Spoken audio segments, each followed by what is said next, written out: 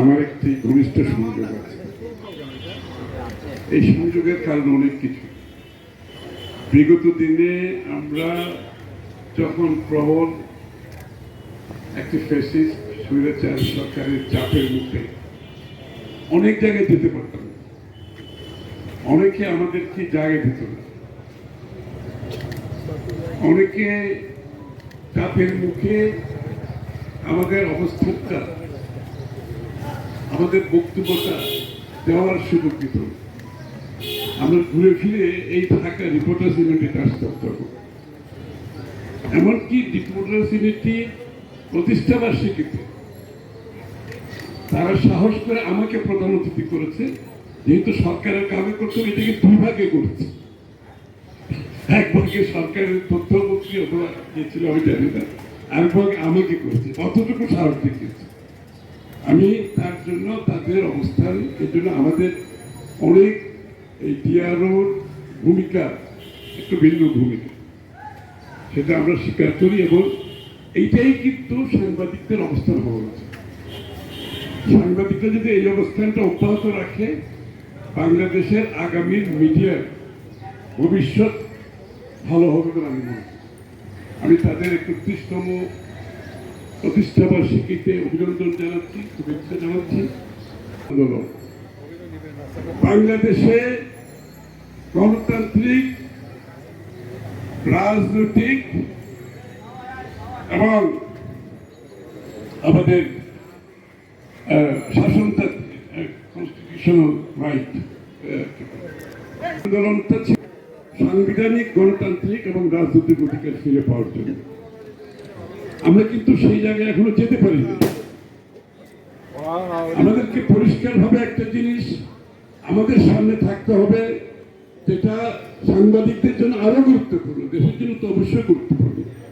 বাংলাদেশে যতদিন গণতন্ত্র আপনি পুনঃপ্রবর্তন করতে পারবেন না, মিডিয়া তার ভূমিকা সঠিকভাবে পালন করতে পারবে।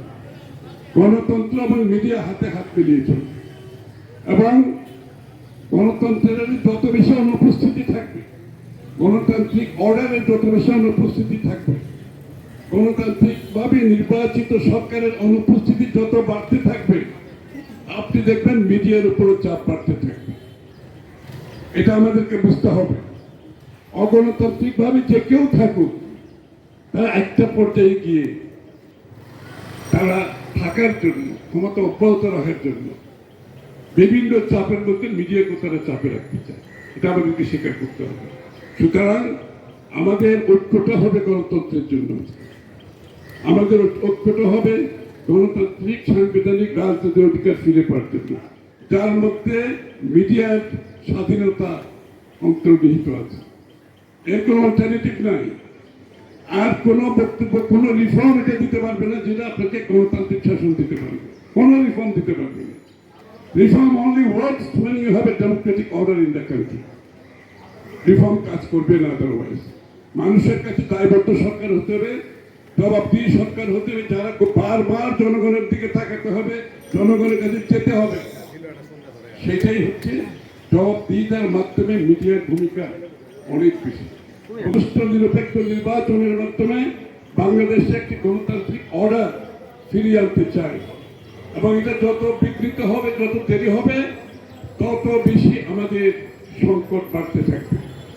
এজন্য আমরা ঐক্যবদ্ধভাবে বাংলাদেশের সমৃদ্ধির জন্য ঐক্যবদ্ধভাবে গণতান্ত্রিক অর্ডার যত তাড়াতাড়ি ফিরিয়ে আনতে পারি, সকলের প্রচেষ্টায়, মিডিয়ার সহযোগিতায়, বাংলাদেশের মানুষের ঐক্যবদ্ধ প্রচেষ্টায় সেই জায়গায় যত তাড়াতাড়ি আমরা যেতে পারি, তত বেশি আমাদের জন্য লাভবান হবে। ডিআরইউকে আমার আবারও শুভেচ্ছা।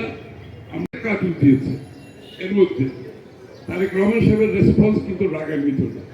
উনি বলেছেন এইটা দেওয়ার জন্য তো এত বছর আন্দোলন করেছে, এটা যাতে আমার বিরুদ্ধে দিতে পারে তারা, এই জন্য তো এতদিন আন্দোলন করেছি। এটা হচ্ছে আমাদের রাজনীতিবিদদের এই এক্সাম্পলগুলো সেট করতে হবে। আমাদের সেই সহনশীলতা দেখাতে হবে, মিডিয়াকে কাজ করতে দিতে হবে, মিডিয়ার কাজে বাধা দেওয়া চলবে না। সুতরাং আমরা হাতে হাত মিলিয়ে বাংলাদেশের গণতন্ত্র অক্ষুণ্ণ রাখলে আমাদের দেশে যে সমৃদ্ধির কথা আমরা বলছি, সেটা সম্ভব হবে। সবাইকে